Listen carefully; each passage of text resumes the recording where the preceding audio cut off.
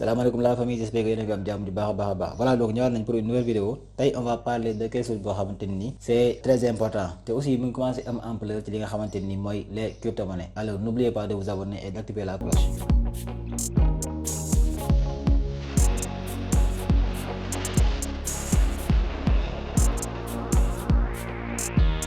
ma leen di fàttali aussi bu nekkee da ngeen di doog a dal ci vidéo bi n'oubliez pas ngeen abonné activer notification yi aussi bu nekkee lépp lu jëm ci wàllum crypto-monnaie ak entrepreneuriat ak aussi investissement yitteel na la abonneel activer notification yi ndax fii duñ ci waxtaane lenn loo xamante ni jëm ci loolu. Les banques centrales ni ñu stocké or wala ñu stocké beneen devise boo xam ne bokkul ak ñoom seen devise par exemple BCEAO mën na stocké euro wala mu stocké dollar wala yooyu bu nga xam ne bokkul ak devise bi muy génnee mu nekk le franc CFA. noonu la li nga xamante ni mooy le bitcoin ak aussi les crypto-monnaies nit ñi di ko commencé di ko considérer comme actif boo xam dafa am valeur comme ni ñuy stocké loolu pour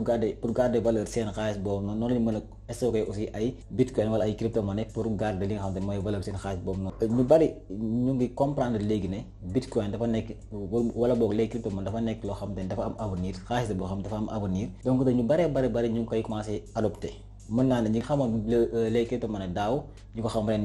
ren ñoo ko ëpp fuuf donc loolu day waral ne nit ñaa ngi commencé di ko adopté les réserves stratégiques de bitcoin et des autres crypto-monnaies mu nekk sujet bi nga xamante ni tey jii moom lañ bëgg yaatal ci vidéo bi ba ngeen comprendre ko donc loolu dafa nekk loo xamante ni dafa nekk day commencé di nekk benn sujet boo xam ne ñu bari ñu ngi ciy waxtaane les réserves stratégiques de bitcoin. Alors boo leen déggee li nga xamante ni mooy une réserve stratégique de bitcoin donc moom c'est une réserve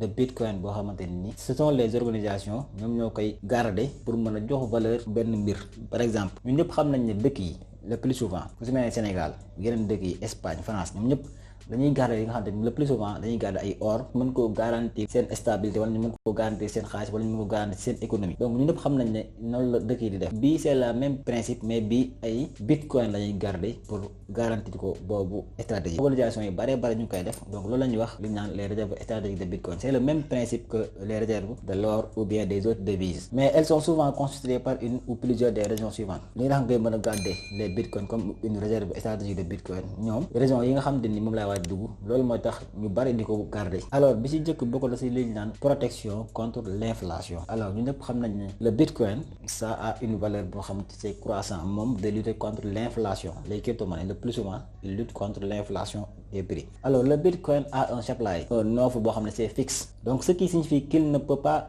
être imprimé comme la monnaie fiat ñu koy wax aussi les monnaies fiduciaires ñun ñëpp xam nañ ne bitcoin dafa am le maximal de bitcoin mu nekk 21 millions de bitcoin foofu loolu dong lañ mën a créer ci bitcoin mun ñoo créer lu ko ëpp donc moom am na valeur limite boo xamante ni day lutter contre li ñu naan l'inflation par rapport ak li nga xamante ni mooy les monnaies fiduciaires wala ñu koy wax les fiat les monnaies fiat donc ñoom nga xam te amuñu limite ñu ñëpp xam nañ ne day neex banque bi rek wala mu neex gouvernement bi rek ñu imprimer lu bari dugal ko ci dëkk bi donc loolu ñu ñëpp xam nañ ne ñoom noonu la ñuy def amuñu limite boo xam ne fa la ñu war a yem donc actuellement le bitcoin day lutter contre loolu day lutter contre l'inflation parce que moom 21 millions la yor maximal te ni ñuy génnee bitcoin yi dafa xaw a jafe muy li ñu naan la preuve de travail donc nekkul loo xamante ni c'est simple durée bi gudd na lool avant ñuy jot 21 millions de bitcoin yooyu donc moom day lutter contre l'inflation à travers li ñu naan sa rareté maanaam li nga xamante ni day rare bitcoin ñëpp xam nañ ne dafa rare pour ñu ko yor moo tax prix bi parfois day mën naa yéeg ba yéegi day actuellement mu ngi ci $102,000 il tend donc à conserver son pouvoir d'achat au fil du temps inflation des prix ba la ko déggee mooy par exemple keroog expliqué woon naa ko ci vidéo bi jàll mooy ak 1000 francs autant mënoon nga fay jënd lu bari nga koy dégg suñu parents yi naan 1000 francs boo ko yoroon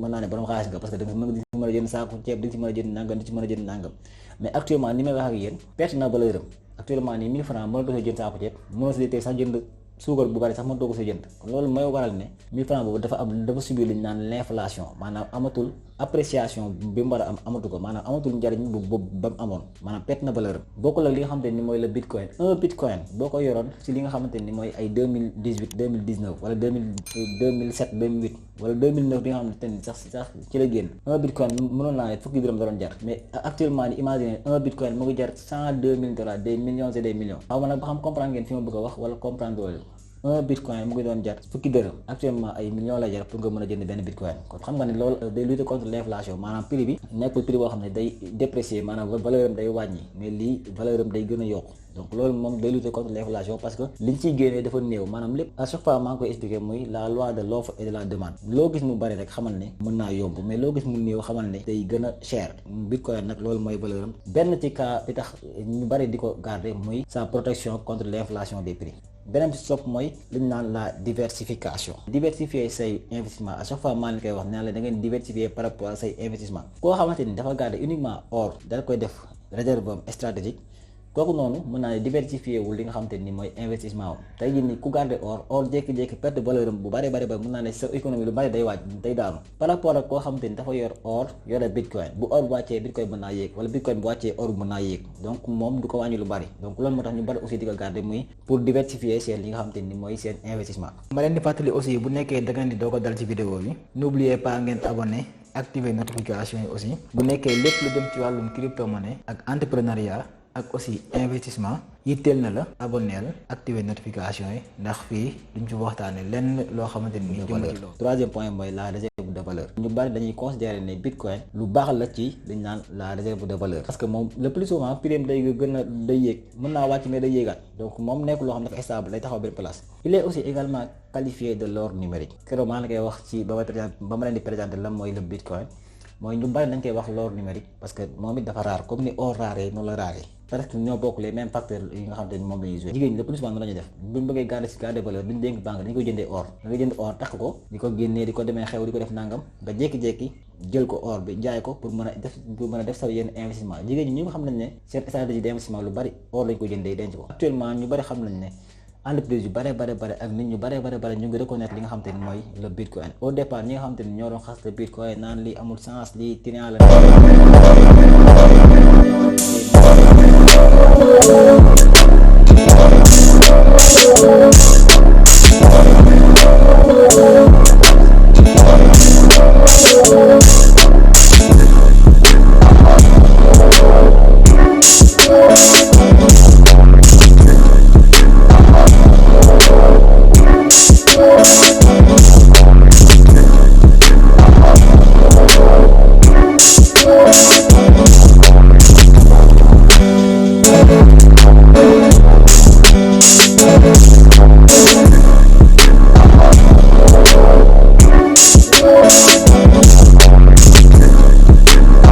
regarder la vidéo jusqu'à la fin te aussi boo leen nekkee ay ñu bees kenn ci wàllum crypto-monnaie ak technologie blockchain bu nekkee abonné goo leen n'oubliez pas ngeen abonné activer notification yi ndax loolu moo ñu may courage ñuy gën a mën a tourner ay vidéo mën a partager yi nga xamante ni nii mooy expérience yi nga xamante ni jot nañ ko xam tuuti ci wàllum crypto-monnaie